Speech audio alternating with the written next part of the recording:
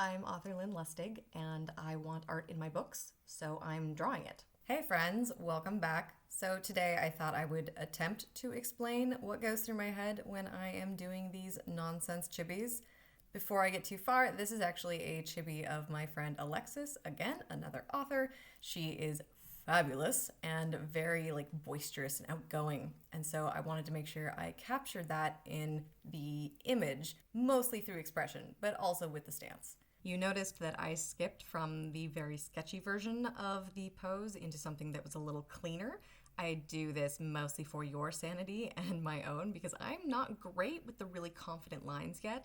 A lot of my lines end up a little uneven and I go through and clean them up individually or redraw them as necessary. That's not something you need to see done 8 million times. There's a lot of Control-Z happening in these drawings, I'm not gonna lie, but I think the end product still works out okay. So I'm not particularly upset about it. One of the banes of my existence in drawing these chibis is actually the head shape. So more specifically, the jaw. You tend to notice on a lot of my videos that I sit there and I warp the jaw and I push the jaw and I redraw the jaw about 18 times. And when I'm dealing with a real person that I am making into a chibi, it's really important to me to capture a somewhat correct shape in order to really bring the person through. Now, this particular chibi of Alexis is based much more on her personality and not necessarily her looks overall. The outfit that I put her in is actually a picture I have from her from a vacation we took together, so that part is at least true to her. But once I get on to drawing her eyes and her mouth and a little bit more of the detailed features, you'll see that she's definitely stylized. Whenever I'm working on one of these chibis and deciding to post it, of course, up here for you to see, I always have in the back of my mind that you are probably a better artist than I am.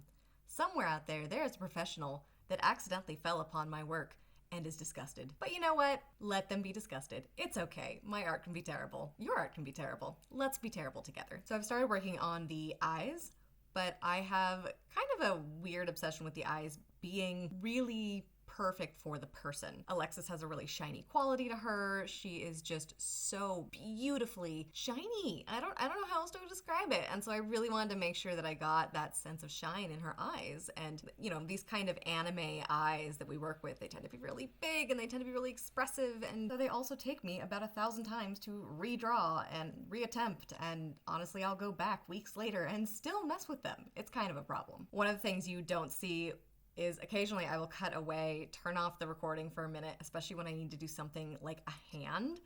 Hands take me an obnoxious amount of time.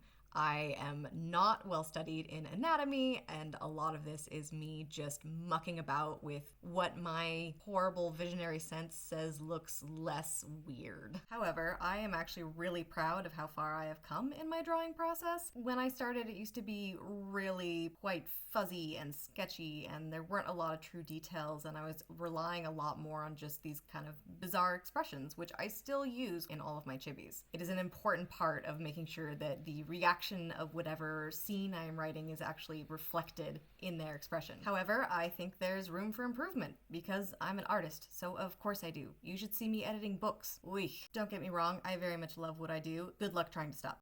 However, we're getting to one of my favorite parts, and that is her hair. Doing the long flowy parts of hair, really pushing into the ponytail that she has. I love big sweeping motions. Those are the kind of lines I can definitely do because they have less specific size and shape, which is probably why I like drawing women more. They have a lot more flowy bits, so I find them much easier to draw. But I have practiced with male chibis before, and they are a different kind of challenge for me because they have so many more angles, they have so many more subtle lines to them that really can make a large impression on their overall visual. But I will continue to try, of course, because I tend to do chibis for a lot of romance authors, and a lot of romance authors like some ultra fantasy hunky men. Gotta make sure I'm capturing that correctly. I'll have to show you one that I did. In any case, I think that is enough of my rambles for today. You've kind of seen my internal mentality when it comes to a lot of these chibis. Next time, I'll go back to just rambling about pretty much anything and probably something nerdy. So thanks for sticking around. Thanks for hanging out with me and having a moment to chill. And I look forward to seeing you next time. Don't forget to like and subscribe, and I'll see you soon.